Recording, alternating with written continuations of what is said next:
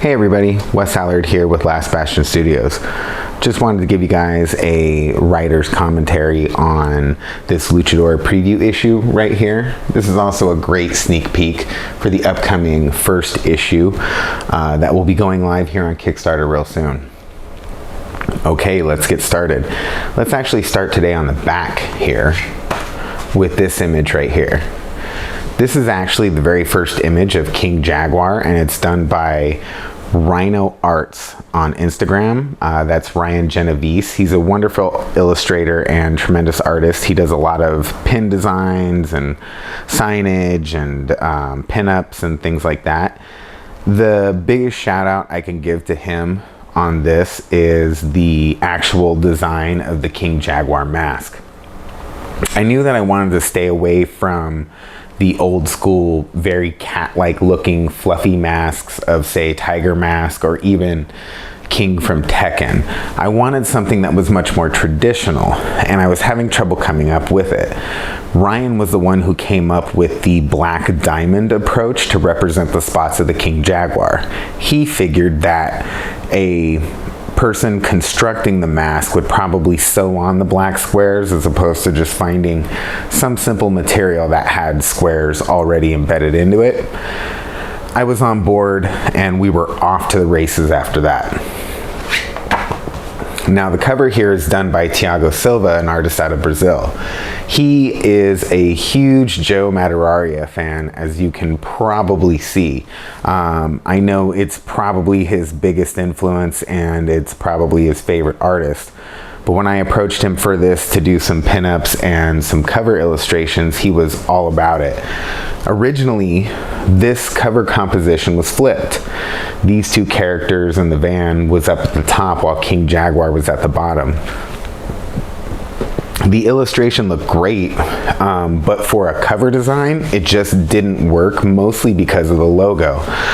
The logo has this bent, curved arc to it, and so when you put the two characters here plus King Jaguar up here, it just becomes this really weird top heavy mess that didn't quite fit. So we flipped the composition, pulled these two characters down and moved him to sort of the back portion of it, and we were able to fit the logo in. The other interesting thing about that logo is it's not the original logo we had designed. The original logo that we had designed didn't quite fit, and that was a mistake on my part. I had not accounted for the print dimensions of the logo and the space needed for the illustration, and it just wasn't fitting and it wasn't looking right. So big shout out again to Rhino Arts, who crash adjusted the logo for us and made it so that we could get this guy printed and get it into some people's hands.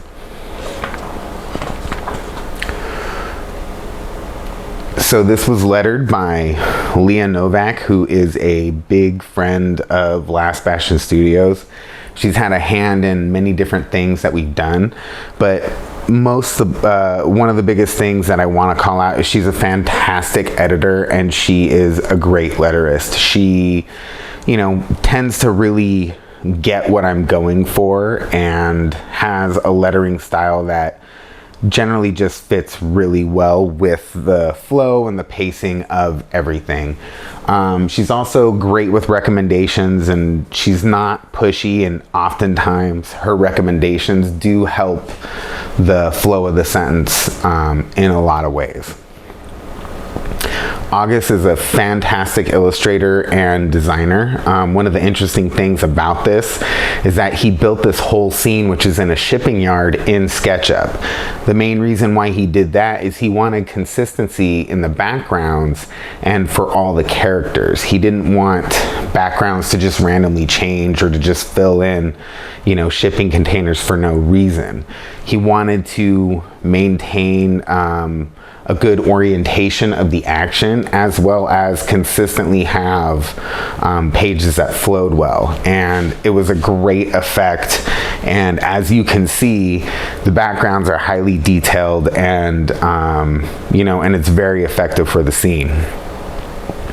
I actually wasn't too into his first pass at the Lisa character design. He came back with something that was much more similar to Elektra, and while cool and neat looking, it just didn't fit the character and what was going on with her. And I really wanted this character to look a little more realistic for who she is and what she's doing. Again, you can see the different containers, and if you were to put it into if you were to look at the 360 model, you would see that August had built out the direction of the character movements and everything else. So consistent action maintained throughout, and I absolutely love it. Great lighting effects within the coloring. Michael Sanders, in my opinion, is a master of lighting effects. He really seems to understand how light plays on shapes and textures really well, and he's also really good at using different light sources and accounting for the different glows that each light source has. I actually think the very first image, I think the image that convinced me that I wanted him to do this particular issue was a Thanos image where he's standing on a number of Avengers and everybody's lit up by the glow of the Infinity Jewels.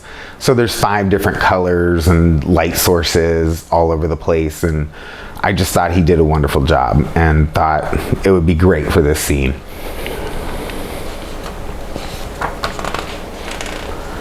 Again, consistent background. Again, lighting from the headlights, side lighting here, lighting from the lighter that I also really, really enjoy. Flowing panels that are just easy to read and determine where you're supposed to go next. You know, I've heard people say that they don't understand how to read comics, and it just seems like something that's natural. But the truth is when you have confusing panel layouts, it can jar the experience of a reader and make them feel frustrated and like they don't know what's going on or how to read the comic itself. And that's something August is really good about accounting for.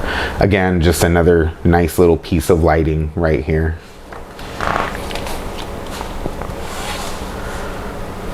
You know, more, I like the orange here, the orange tones. We lose the background in this moment, and it gives everybody, you know, a lot more life in this scene.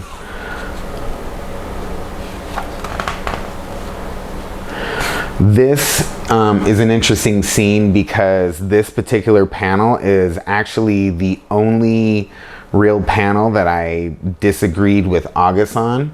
So this particular stance by King Jaguar I think is perfect. I think it represents a fearlessness. I think it represents a lack of care for what is in front of him, and it just represents so much about the character that I like.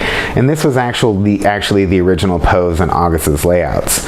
When August came back with the first round of inks, the pose was completely changed. It looked more like he was on the defensive and ready to attack, and it just didn't quite ring through to me correctly, and so I had him change it. August came back with one more attempt at a different pose than this one, and it looked more like he was walking into the blast.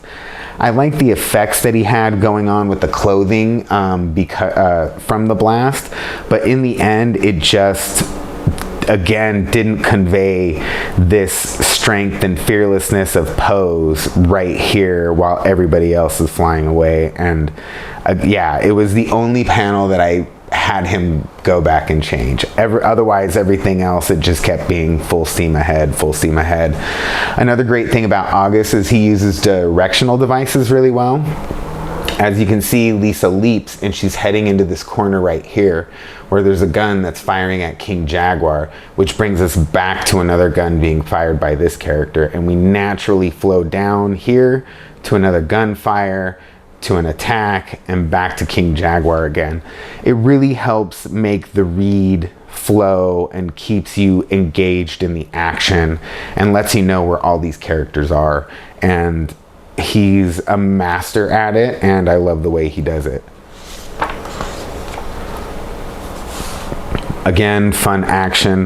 The concept of this world is that I've always believed professional wrestling and comic books exist kind of in the same world.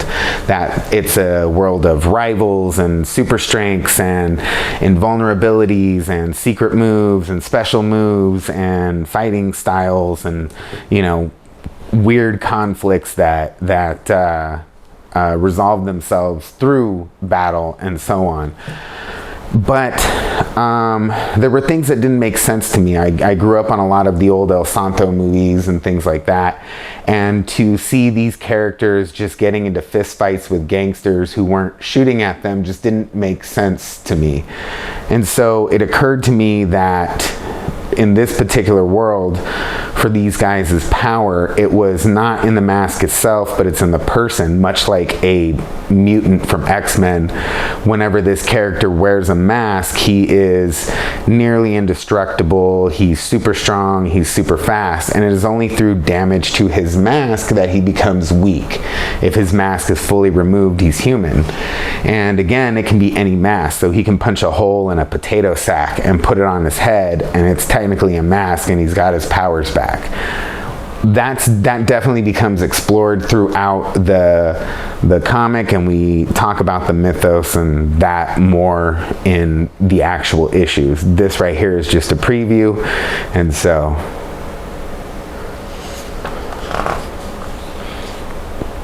again, great action, directional devices, and moving all the way through into this awesome Kawasaki Ninja whipping away. Again, August is a master of action and really conveying movement. I like these sort of speed lines off the lights right here. Now we get into some of the pinups. This is just one of 3 or 4 pinups for Luchador that Tiago's done for us. I really like this one. And a lot of it has to do with the green shading on it. Tiago usually gives us the pinups in 3 or 4 different color variations, and I went with this green one because I've always been fascinated by, you know, cultures and how they represent death through color and things like that. And one that I found is the color green that pops up a lot in certain cultures. And I like the idea of this green representing the death of all these characters here in the background. This particular pinup of Lisa was done by Wave Loop, Ricardo Rodriguez, a guy out of Portugal. He's a fantastic artist and a master of the female form, clearly, as you can see. I think my favorite thing is this playfulness of the Lisa was here in the reflection right there. Great, fantastic artist. Definitely go check his work out, especially if you're a fan of artists who do the female form. This here was done by Brooks Morris, another artist on Instagram. I'll be sure to link everybody's profiles down below so you can see more of their work. Again, fantastic artists. Go out, check out their stuff, support them. Some of these guys are doing some really, really impressive things. Anyways, Brooks did a great job with his pinup of King Jaguar. I love the purple shading and the rain effects. Especially the water droplet and lines that are going on with the hands and the mask. Luke Horseman is the one who did this version of King Jaguar fighting the Yakuza.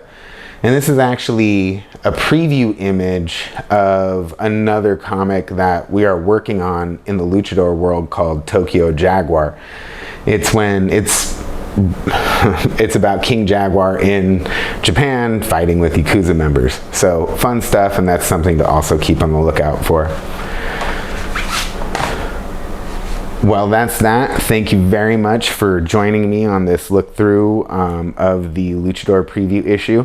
I really hope you guys will check out the Kickstarter when it launches and give it a support. Thanks again.